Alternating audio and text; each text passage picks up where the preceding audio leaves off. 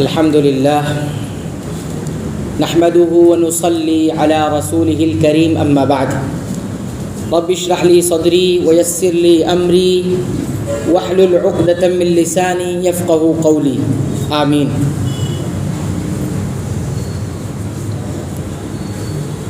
While ابن حجر رضی اللہ تعالیٰ عنہ فرماتے ہیں کہ انہوں نے نبی کریم صلی اللہ علیہ وسلم کو دیکھا کہ آپ نے نماز میں جاتے وقت اپنے دونوں ہاتھ بلند کیے، تکبیر کہی۔ ہاتھ کتنے بلند کیے؟ راوی فرماتے ہیں اپنے ہاتھوں کو اشارے سے کانوں کے برابر بلند کیے، یعنی اتنا اوپر اٹھائے، کانوں کے برابر لے کر گئے۔ پھر کہتے ہیں کہ پھر اپنا کپڑا اوڑھ لیا، دونوں ہاتھ کپڑوں کے اندر لے گئے۔ پھر کہتے ہیں پھر اپنا دایاں ہاتھ بائیں ہاتھ پر رکھا، پھر جب رکوع کرنا چاہا تو اپنے دونوں ہاتھ کپڑے سے نکالے، پھر انہیں بلند کیا، یعنی دوسری مرتبہ رفع الیدین کیا، یعنی اسی طرح ہاتھ اٹھائے۔ پھر جب رکوع کرنا چاہا تو اپنے دونوں ہاتھ کپڑے سے نکالے، پھر انہیں بلند کیا، پھر تکبیر کہی اور رکوع کیا۔ پھر جب سمیع اللہ لمن حمیدہ کہا تو اپنے دونوں ہاتھ بلند کیے۔ پھر جب سجدہ کیا تو اپنے دونوں ہتھیلیوں کے درمیان سجدہ کیا۔ یہ حدیث صحیح مسلم کے اندر ہے، حدیث کا نمبر ہے 401۔ اس حدیث سے ہمیں کئی ایک بات معلوم ہوتی ہے۔ پہلی بات یہ معلوم ہوتی ہے کہ تکبیر کے وقت رفع الیدین کرنا ہے، ہاتھ اٹھانا ہے، اور کب کب کرنا ہے یہ بھی معلوم ہوا۔ پہلا جب نماز میں داخل ہونا ہے تکبیر کہہ کے جب رفع الیدین کرنا ہے، اور رکوع سے جب اٹھنا ہے تو پھر رفع الیدین کرنا ہے، جو نبی کریم صلی اللہ علیہ وسلم کے عمل سے ثابت ہے۔ اب کوئی رفع الیدین کے بغیر نماز پڑھ رہا ہے رکوع سے اٹھتے وقت، ٹھیک ہے، تو ایسی صورت میں کیا ہوگا؟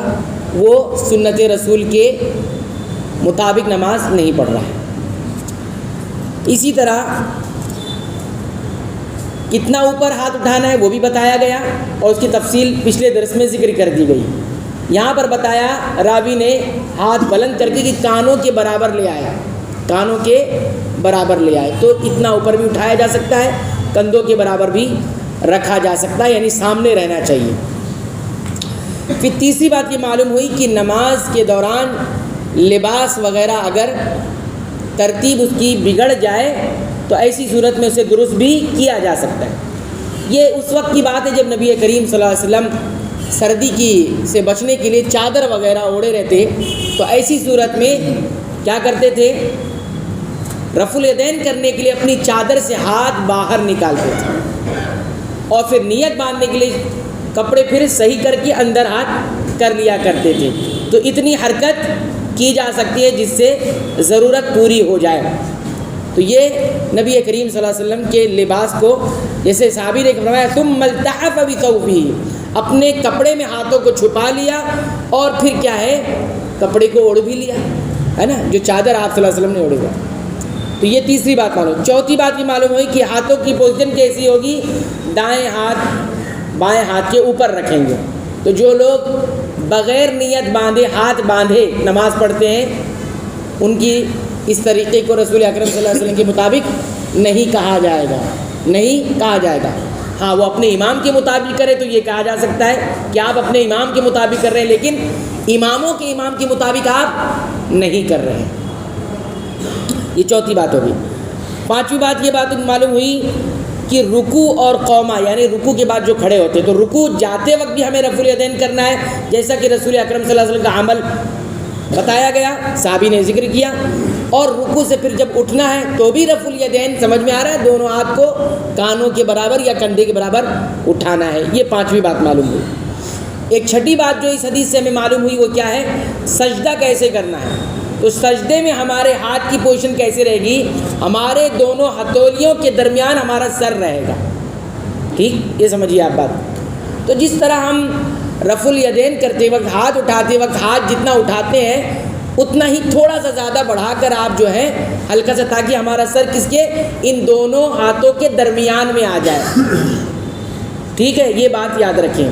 تو یہ بتایا کہ سجدہ بین کفیہ، اپنے دونوں ہتھیلیوں کے درمیان سجدہ کیا، یعنی سر کہاں آ گیا تھا؟ دونوں ہتھولیوں کے درمیان آ گیا، تو یہاں رکھنا ہے ہمیں سر۔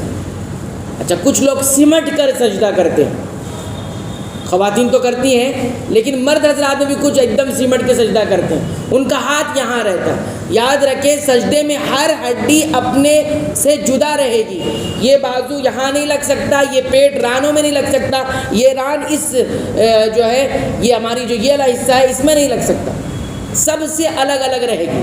صرف ہمارے جو پیر ہیں وہ دونوں آپس میں ملے رہیں گے، وہ دونوں آپس میں جو پیچھے دو پیر پنجے ہوتے ہیں وہ آپس میں بالکل ملے رہیں گے سجدے میں، باقی ساری ہڈیاں جسم کے اعضاء ایک دوسرے سے الگ رہیں گی، کہیں بھی کسی کا ٹچ نہیں ہوگا۔ یہ نماز کس کی حیت ہے؟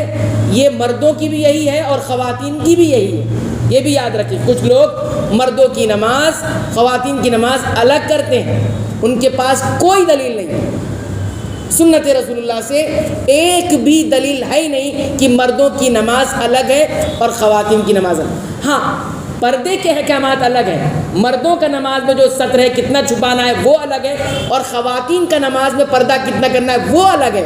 اس کو آپ نماز مت کہیے، وہ نماز کے اندر کا پردہ ہے۔